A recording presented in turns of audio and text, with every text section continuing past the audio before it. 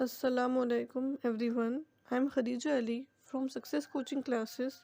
Today we are going to start personality development. Here is personality development part 19.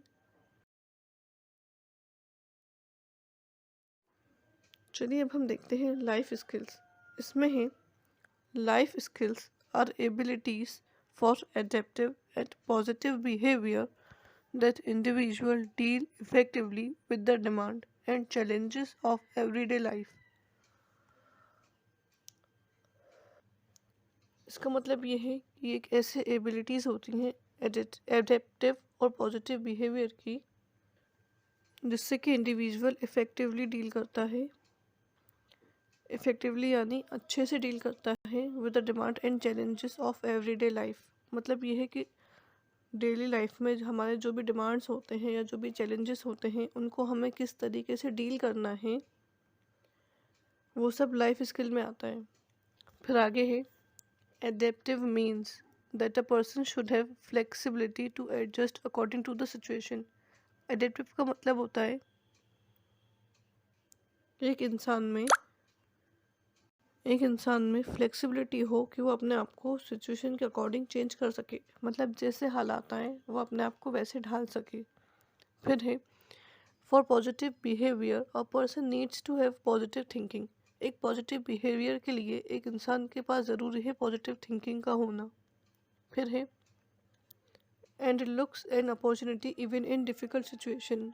मतलब ये है कि अगर इंसान के पास पॉजिटिव थिंकिंग हो तो वो डिफ़िकल्ट सिचुएशन में भी अपॉर्चुनिटीज़ को ढूंढता है।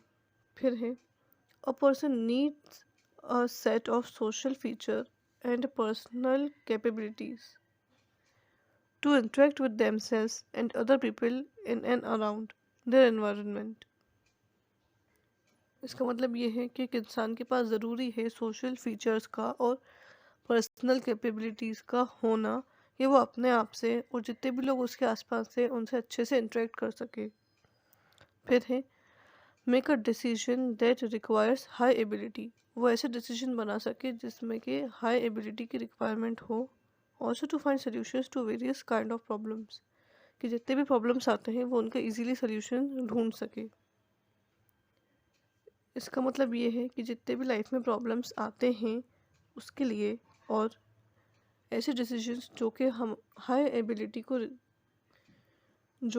एबिलिटी को रिक्वायर करते हैं, उन सब से डील करने के लिए इंसान के पास लाइफ स्किल्स का होना बहुत ज़रूरी है कि वो कैसे सिचुएशन को डील करता है।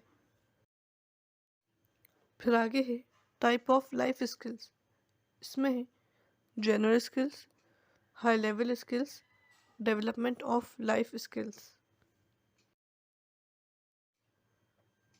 चलिए अब हम देखते हैं जनरल स्किल्स। इसमें पहला है कॉन्फिडेंस स्किल्स। इसका मतलब ये है कि एक इंसान में कितना कॉन्फिडेंस है कि वो सिचुएशन को मैनेज कर सकता है। फिर है डिसीजन मेकिंग स्किल्स। इसका मतलब ये है कि कोई भी इंसान किस तरीके से डिसीजन लेता है। फिर है स्ट्रेस रिलीज स्किल्स। अपने स्ट्रेस को किस तरीके से वो कम करता है। फिर है सेल्फ अवेयरनेस स्किल्स, कि वो अपने आप को कितना ज़्यादा अवेयर बनाता है बाकी चीज़ों के लिए। फिर है पॉजिटिव स्किल्स, वो कितनी ज़्यादा पॉजिटिविटी दिखाता है नेगेटिव से नेगेटिव सिचुएशन में भी। चलिए अब हम आगे देखते हैं। आगे है हाई लेवल स्किल्स। इसमें पहला है हाई मेंटल लेवल। उस इंसान का मेंटल लेवल कितना ज़्यादा है वो देखा जाता है। फिर है वे ऑफ थिंकिंग।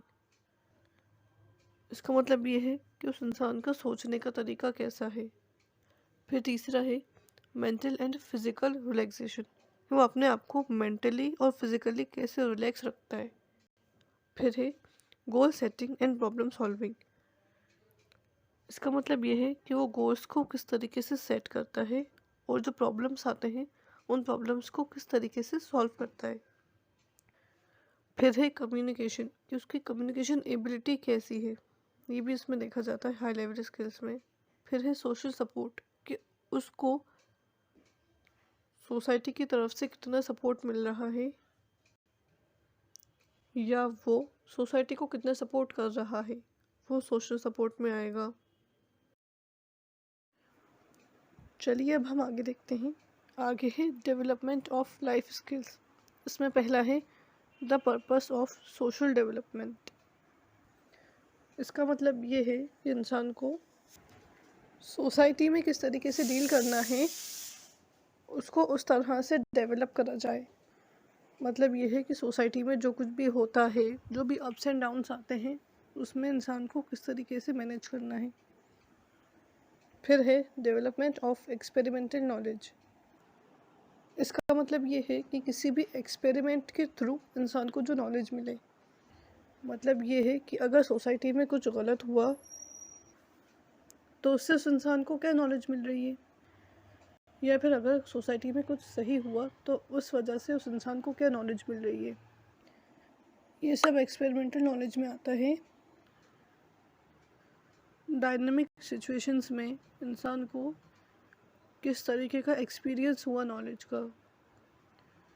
इसका मतलब ये है कि जैसे सिचुएशंस बदलती रहती हैं तो वैसे ही इंसान को हर एक सिचुएशन का अंदाज़ा हो जाता है और उसमें अच्छे से नॉलेज आ जाती है कि उसको किस सिचुएशन में कैसे डील करना है। फिर आगे है purpose of the development of experimental power. इसमें भी यही है कि डायनामिक सिचुएशंस में इंसान की पावर में भी चेंजेस आते रहते हैं। मतलब ये है कि कोई इंसान वीक है, अगर सिचुएशन चेंज होगी तो वो स्ट्रॉन्ग हो जाएगा, या फिर कोई अगर स्ट्रॉन्ग है, सिचुएशन चेंज होगी तो वो वीक हो जाएगा। ऐसे जो होता है डायनामिक सिचुएशंस में इंसान की पावर में चेंजेस आते रहते हैं। इसमें यह है कि जैसे सिचुएशन चेंज होगी तो वैसे इंसान अपनी पावर को डेवलप करने की कोशिश करेगा, धीरे धीरे स्ट्रॉन्ग होने की कोशिश करेगा। तो वो है डेवलपमेंट ऑफ एक्सपेरिमेंटल नॉलेज। इसी के साथ हमारा पार्ट 19 भी एंड होता है। Thanks for watching. Please like, share and subscribe. Press the bell icon.